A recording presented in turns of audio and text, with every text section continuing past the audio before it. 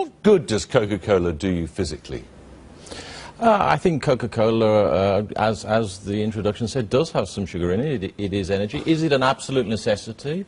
No, it's not. Millions of people enjoy it as part of their diet across the UK. Does have some sugar in it, you say? It does.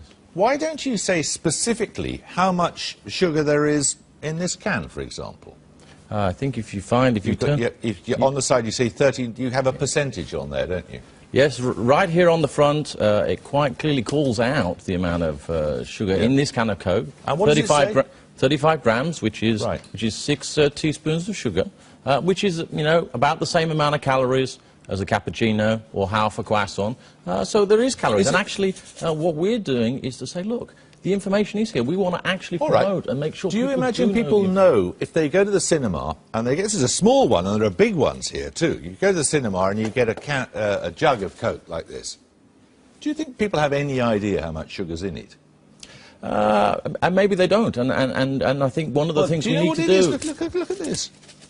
23 sachets of sugar in that single container, the equivalent thereof.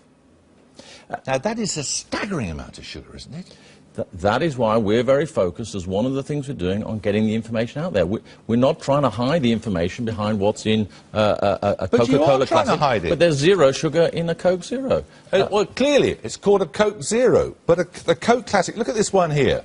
There's 44 packets of sugar in this one. 44! Indeed there are, and I think what we're saying is, look, we want to make sure that people have the information available to them so that they can make the choices, and if they don't want the big one, then fine, and that clearly is not one that's going to be for everyone. We want to make sure the information is available. We want to make sure there's more availability of more choices, whether it's smaller packages, as you had in your intro. Yeah, but whether it's 23 in something this size, or 44 in something this size, each of which is to be consumed in one single sitting at a cinema, this is staggering, isn't it?